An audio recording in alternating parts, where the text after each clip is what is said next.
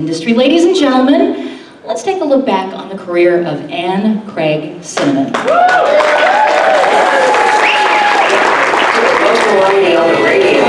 For 30 years, Anne Craig Cinnamon was a fixture on the airwaves in Indianapolis. She landed her first on-air job at the iconic WIFE radio in 1978, following graduation from IU. She quickly moved from reporter to anchor and did traffic on the morning show.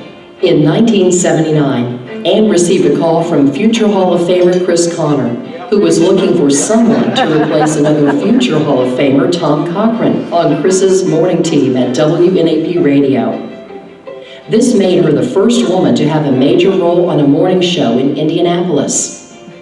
4 years later, Anne was the first on-air person hired at the new WPDS-TV, now WXIN Fox 59. She served as anchor, reporter, and public affairs director, and then moved to Network Indiana, where she became news director. By 1988, her first love, morning drive radio, came calling in the form of WZPL. Anne spent 3 years co-hosting the morning show. In 1992, Emmis Communications' flagship station, WENS, offered Anne the position of co-host of the morning show. The show was known for stunts, including Anne once being dipped in chocolate.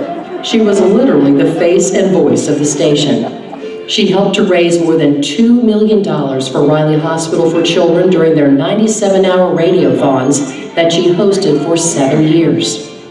Anne and John Cinnamon went on to host the morning show together at WYJC, and while there, spearheaded a fundraising drive for an orphanage in Kenya, in which they personally delivered donations.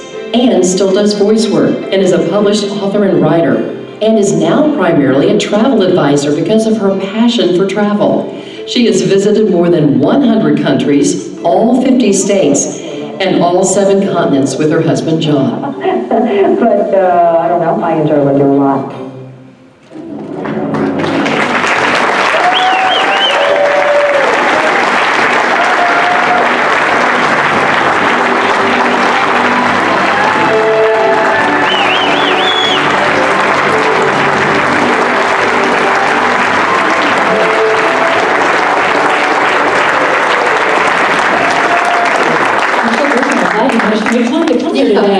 How about that hair and some of those pictures, huh? We were all doing it. It's okay. It's okay. So, you look around this room, and our room is literally filled with women who are the faces and voices of their community here in Indiana. On radio, you truly were a pioneer. You were the first female voice on a morning show in Indianapolis. What kind of foundation do you think you helped lay for the rest of the women broadcasters in the state? Because that's a big challenge and a big responsibility too. Well, I hope I made it easier, because it wasn't easy. And in fact, I spent a great deal of time fighting for my position. Most program directors, many, wanted me to be the giggling sidekick and not a strong female personality.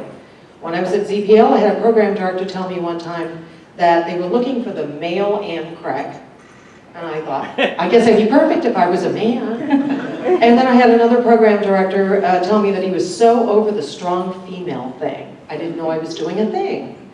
I thought I was just being me. And I also was paid less than half of what my equal co-host was making at the time, until I found out, and we got that changed. And then there are other things that happened to me that wouldn't have happened to a man, like the time I got body slammed around the WIBC newsroom by a volatile news guy who had female issues, and I certainly could be a member of the Me Too movement.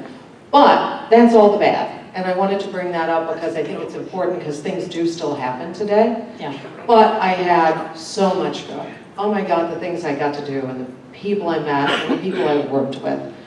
Chris Connor gave me the best opportunity that anybody could have, and I don't know that I really was able to handle it as I should have, but I learned. He's my mentor, lifelong friend. I love him dearly. Thank you.